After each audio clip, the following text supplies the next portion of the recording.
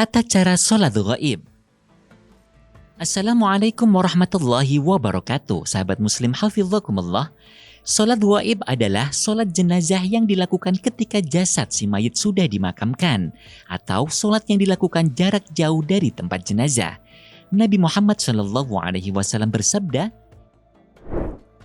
Annan Nabiyya sallallahu alaihi wasallam na'an najashiyya fil yawmil ladhi mata fih wa kharaja bihim ilal musalla fasaffa bihim wa kabbara alaihi arba'an muttafaqun alaih.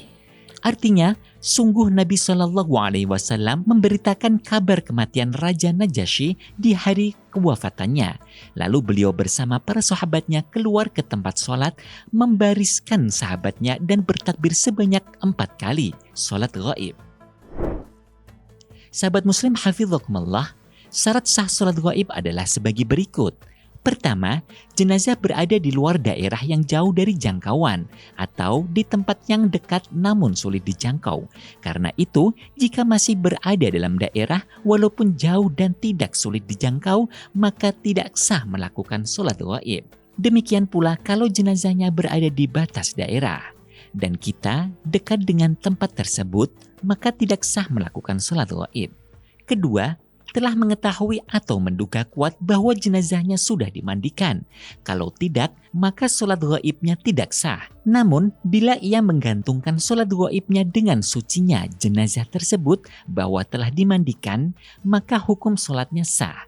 Misalnya, dalam niat ia mengatakan, saya menyalati jenazah si fulan dengan catatan dia sudah suci atau sudah dimandikan, maka sholatnya juga sah. Sahabat muslim, rukun sholat ghaib tidak ada bedanya dengan rukun sholat jenazah pada umumnya.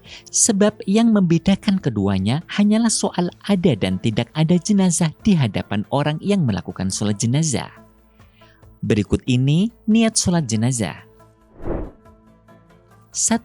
Apabila jenazahnya laki-laki dan menjadi imam, maka niatnya adalah usolli ala mayyiti al-ghaibi arba'a takbiratin fardhu kifayah imaman lillahi ta'ala.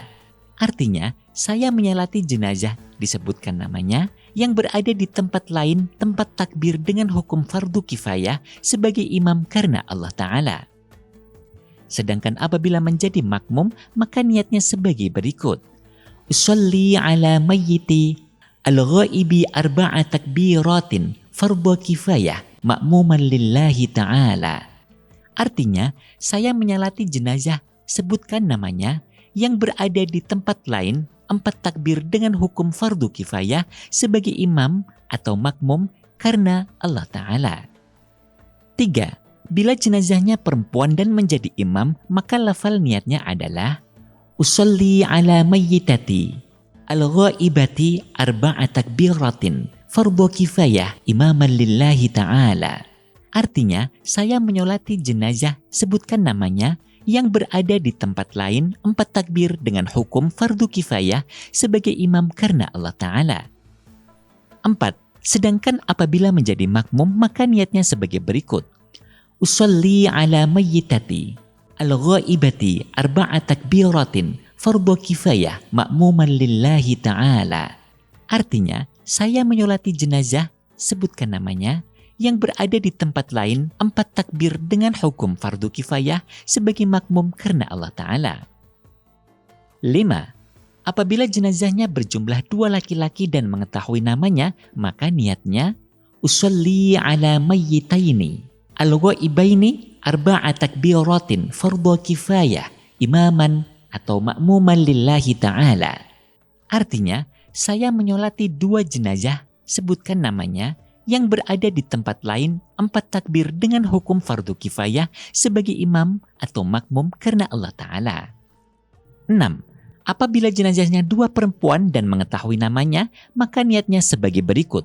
Usolli mayyitataini al-ghaibataini arba'a takbiratin fardu kifayatin imaman atau makmuman lillahi ta'ala. Artinya, saya menyolati 2 jenazah sebutkan namanya yang berada di tempat lain 4 takbir dengan hukum fardu kifayah sebagai imam atau makmum karena Allah Ta'ala.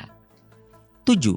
Apabila jenazahnya 1 laki-laki dan 1 perempuan, maka niatnya Usalli ala mayyitaini al-ghaibaini arba'a takbiratin fardhu kifayah imaman atau makmuman lillahi ta'ala.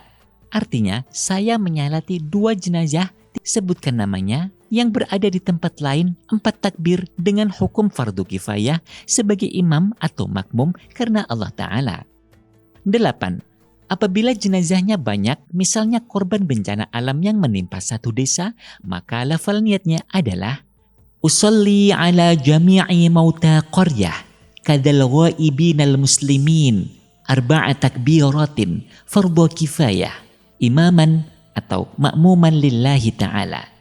Artinya, saya menyalati seluruh umat muslim yang jadi korban di desa, sebutkan nama desanya, yang berada di tempat lain 4 takbir dengan hukum fardu kifayah sebagai imam atau makmum karena Allah Ta'ala. 9.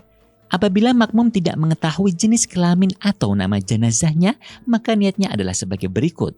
Usalli ala man shalla alaihi al-imamu ma'muman fardhan lillahi ta'ala. Artinya, aku niat sholat atas jenazah yang disolati imam fardu karena Allah Ta'ala.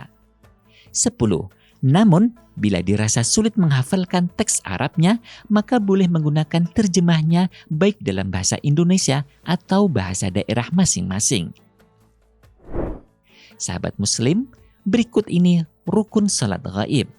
1. Niat, seperti umumnya sholat jenazah. 2. Berdiri bagi yang mampu, dan bila tak mampu, maka diperbolehkan sholat sesuai kemampuannya. 3. Takbiratul ihram. 4. Membaca surat Al-Fatihah. 5. Takbir kedua. 6. Membaca sholawat atas Nabi. 7. Takbir ketiga. 8. Membaca doa kepada jenazah. 9. Takbir keempat. 10. Membaca doa kedua. 11. Salam. Sahabat muslim hafizakumullah, demikianlah tata cara sholat ghaib. Semoga Allah Subhanahu wa Ta'ala meridhoi kita dalam menjalankan setiap ibadah. Amin. Wallahu a'lam. Wassalamualaikum warahmatullahi wabarakatuh.